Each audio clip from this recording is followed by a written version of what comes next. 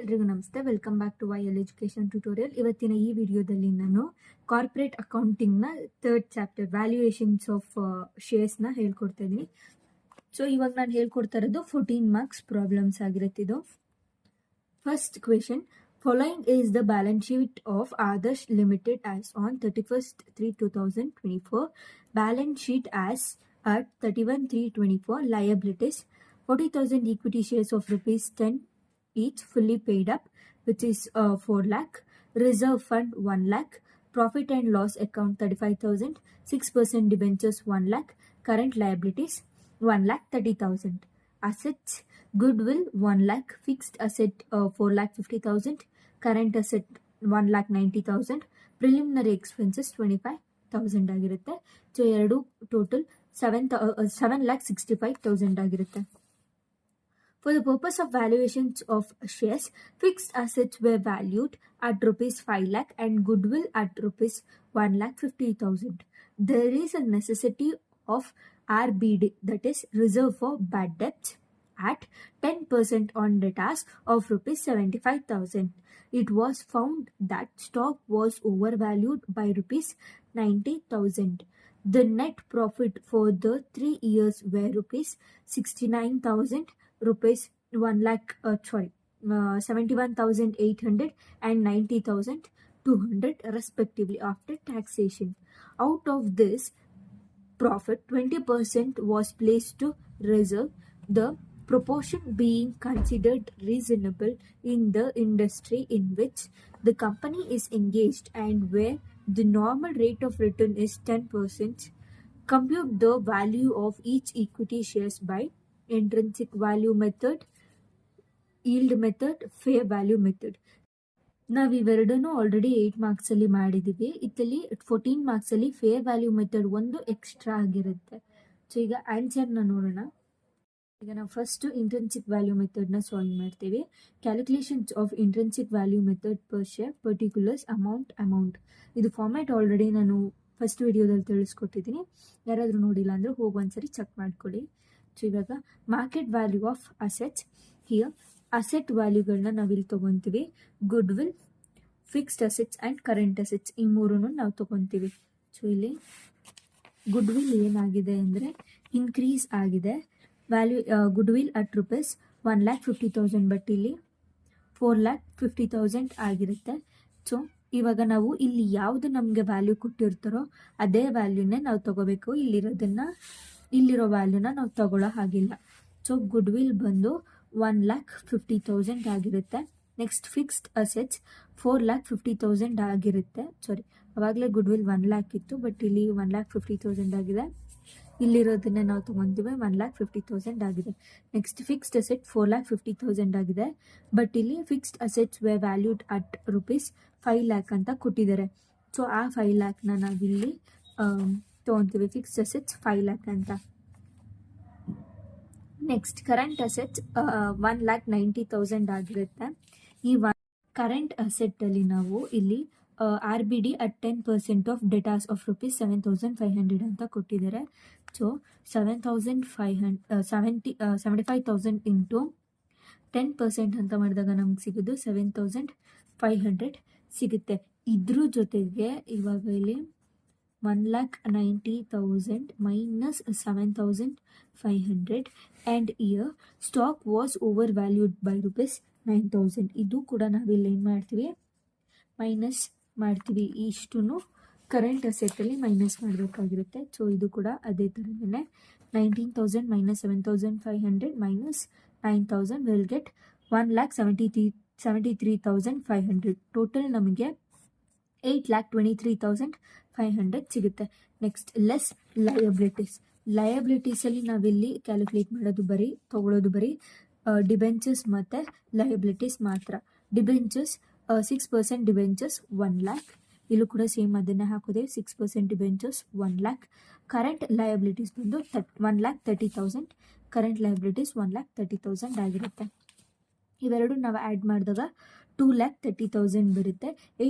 23,500 2,30,000 minus ಮಾಡಿದ್ರೆ ನಮಗೆ 5,93,500 ಸಿಗುತ್ತೆ. ಇದು ಬಂದು net value of assets available to equity share holders ಆಗಿರುತ್ತೆ. Next intrinsic value per share, ಈ ಫಾರ್ಮುಲಾ ಹಾಕಬೇಕಾಗಿರುತ್ತೆ ನಾವು. Net value of assets available to equity share holders divided by number of equity shares into 100. ಇಲ್ಲಿ equity share holders ಇದನ್ನು ತಗೋಬೇಕಾಗಿರುತ್ತೆ. ಇಲ್ಲಿ ನಾವು ಈ ಅಮೌಂಟನ್ನು ತೊಗೊತೀವಿ. 5,93,500 ಡಿವೈಡೆಡ್ ಬೈ 40,000 ಇಂಟು 100 ನಮಗೆ 14 ರೂಪೀಸ್ 84 ಪರ್ ಶೇರ್ ಸಿಗುತ್ತೆ. ನೆಕ್ಸ್ಟ್ ಈಲ್ಡ್ ಮೆಥಡಲ್ಲಿ ಫಸ್ಟ್ ಸ್ಟೆಪ್ ನಾವು ಏನು ಮಾಡ್ತೀವಿ ಅಂದರೆ ಕ್ಯಾಲ್ಕುಲೇಷನ್ ಆಫ್ ಆವ್ರೇಜ್ ಪ್ರಾಫಿಟ್ ನಾವು ಫಸ್ಟು ಕ್ಯಾಲ್ಕುಲೇಟ್ ಮಾಡ್ತೀವಿ. ಸೊ ಈಗ ಈಕ್ವೇಷನ್ನಲ್ಲಿ ಆವ್ರೇಜ್ ಪ್ರಾಫಿಟ್ ಅವ್ರು ಕೊಟ್ಟಿರೋದು 3 years ನೆಟ್ ಪ್ರಾಫಿಟ್ ಕೊಟ್ಟಿದ್ದಾರೆ. 69,000, 71,800, 90,200. ಸೊ ಇದರಲ್ಲಿ ಆವ್ರೇಜ್ ಕಂಡುಹಿಡಬೇಕು ನಾವು.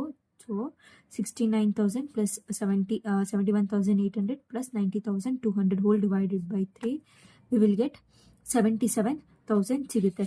ಇದರಲ್ಲಿ ನಮಗೆ ರಿಸರ್ವ್ ಫಾರ್ ಬ್ಯಾಡ್ ಡೆಟ್ಸ್ನ ಮೈನಸ್ ಮಾಡಬೇಕಾಗಿರುತ್ತೆ, ವಿಚ್ ಇಸ್ 10% ಆನ್ 75,000. 10% ಆನ್ 75,000 ಅಂದರೆ ನಮಗೆ 7,500 ಸಿಗುತ್ತೆ. ಸೊ ಅದನ್ನು ಮೈನಸ್ ಮಾಡಿದಾಗ ನಮಗೆ ಆವ್ರೇಜ್ ಪ್ರಾಫಿಟ್ ಬಂದು 69,500 ಆಗಿರುತ್ತೆ. ನೆಕ್ಸ್ಟ್ ಸ್ಟೆಪ್ 2 ಅಲ್ಲಿ ನಾವು calculation of profit available for dividend.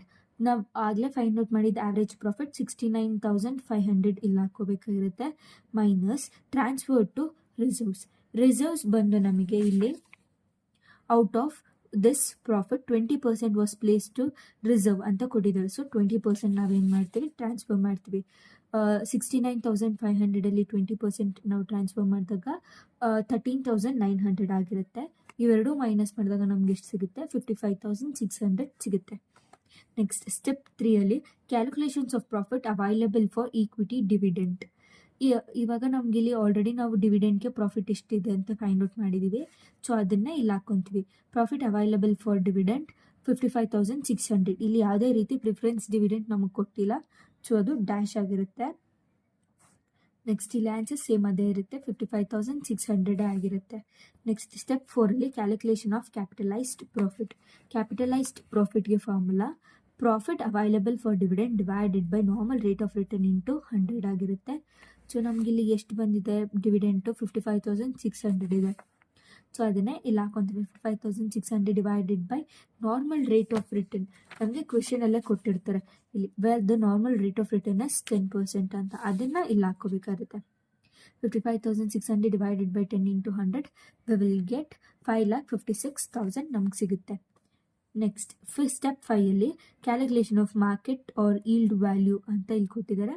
So capitalised profit divided by number of equity shares ನಾವು ಮಾಡಬೇಕಾಗಿರುತ್ತೆ. ಕ್ಯಾಪಿಟಲೈಸ್ಡ್ ಪ್ರಾಫಿಟ್ ಬಂದು 56,000 ಆಗಿರುತ್ತೆ. Hole divided by number of equity shares it is 4,000 equity shares ಆಗಿರುತ್ತೆ. So 40,000 divided by ಮಾಡ್ತೀವಿ ನಾವು. 5,56,000 divided by 40,000 we will get 13.9 rupees per share ಆಗಿರುತ್ತೆ. Next fair value method is very easy. Intrinsic value per share plus yield value plus share ಎರಡನ್ನು ಹಾಕಿ 2 ಅಲ್ಲಿ divide ಮಾಡ್ತೀವಿ ನಾವು ಅಷ್ಟೇ. ನಮಗೆ ಇಂಟ್ರೆನ್ಸಿಕ್ ವ್ಯಾಲ್ಯೂ ಅಲ್ಲಿ 14.84 ರೂಪೀಸ್ ಸಿಕ್ತು. ವರಾಸ್ ಇನ್ ಈಲ್ಡ್ ಮೆಥಡಲ್ಲಿ ನಮಗೆ 13.9 ರೂಪೀಸ್ ಸಿಗುತ್ತೆ. ಇವೆರಡು ಆ್ಯಡ್ ಮಾಡಿದಾಗ 28.74 ಡಿವೈಡೆಡ್ ಬೈ 2 ಮಾಡ್ತೀವಿ. ಸೊ ನಮಗೆ ಈ ಫೇರ್ ವ್ಯಾಲ್ಯೂ ಮೆಥಡಲ್ಲಿ ನಮಗೆ ಬಂದಿದ್ದ ಅಮೌಂಟು 14.37 ರೂಪೀಸ್ ಆಗಿರುತ್ತೆ.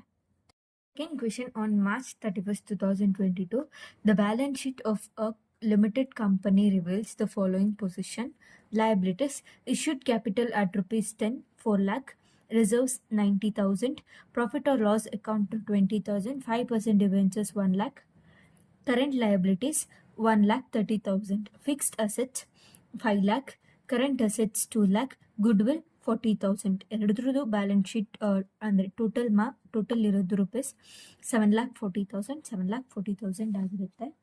On March 31st, 2022, the fixed assets were independently valued at rupees 3,50,000 and goodwill at 50,000.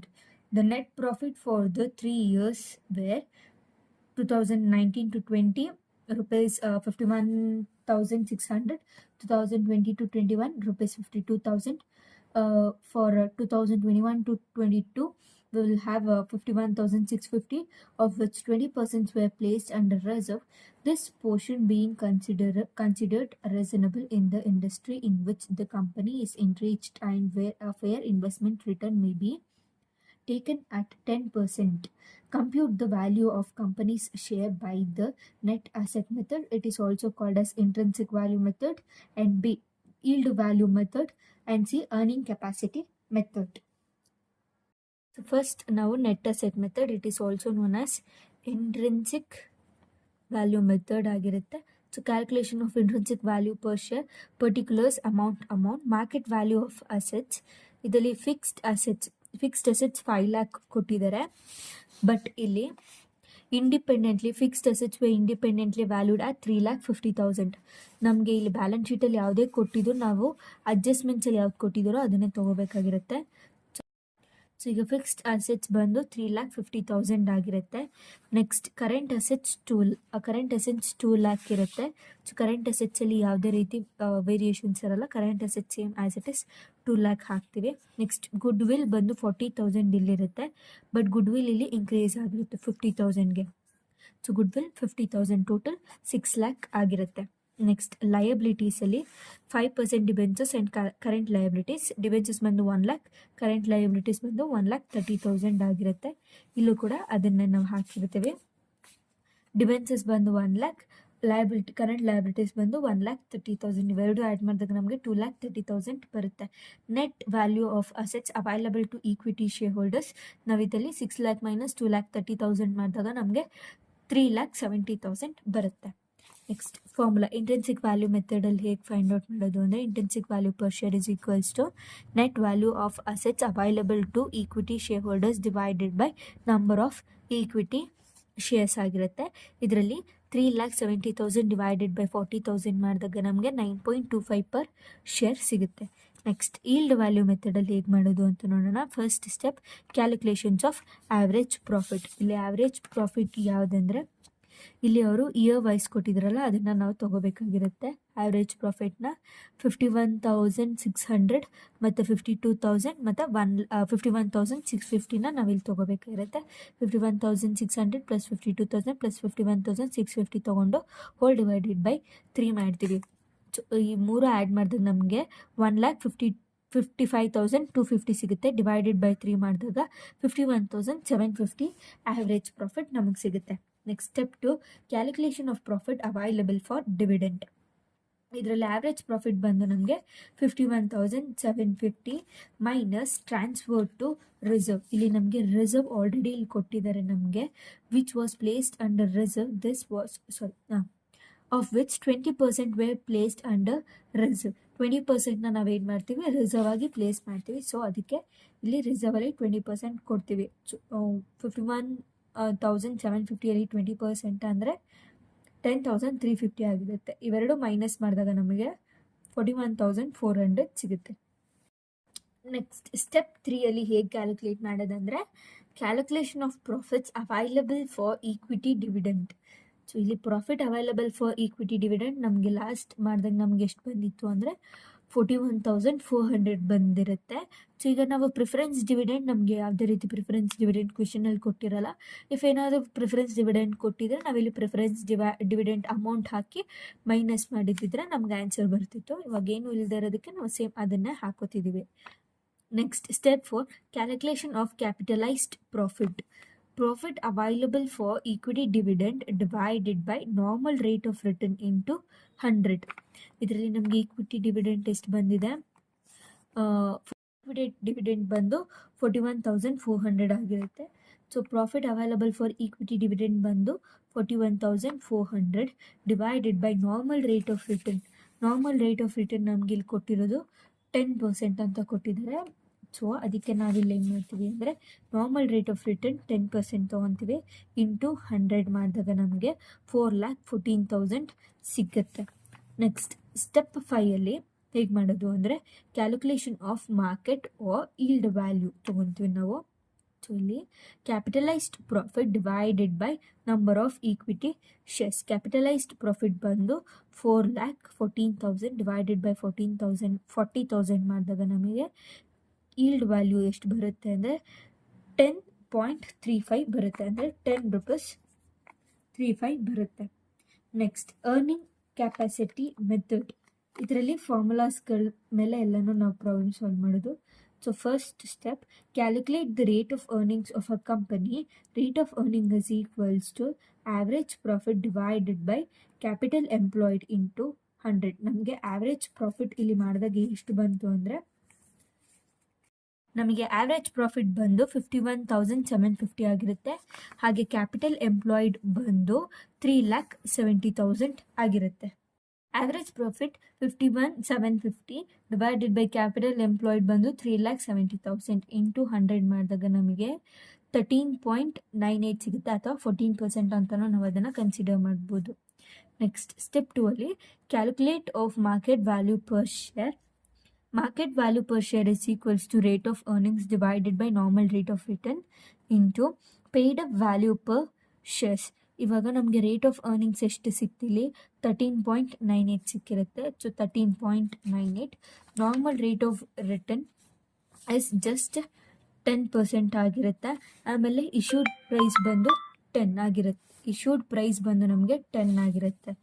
So 13.98 divided by 10 into 10 we will get 13.98 or 14 rupees per share ಆಗಿರುತ್ತೆ. So ನಾನೀಗ explain ಮಾಡಿರೋ 2 ಕ್ವೆಶನ್ಸಲ್ಲಿ ಯಾವುದಾದ್ರೂ ಒಂದು question ಬಂದು ನಿಮಗೆ 14 ಮಾರ್ಕ್ಸ್ಗೆ ಎಕ್ಸಾಮಿಗೆ ಬರುತ್ತೆ. ಎರಡರಲ್ಲಿ ಯಾವುದಾದ್ರೂ ಒಂದು ಬರ್ಬೋದು 14 ಮಾರ್ಕ್ಸಿಗೆ. ಸೊ ಈ ವಿಡಿಯೋ ಏನಾದರೂ ನಿಮಗೆ ಇನ್ಫಾರ್ಮೇಟಿವ್ ಅನಿಸಿದ್ರೆ ಲೈಕ್, ಶೇರ್, ಕಮೆಂಟ್ ಹಾಗೂ ಸಬ್ಸ್ಕ್ರೈಬ್ ಮಾಡಿ. Thank you.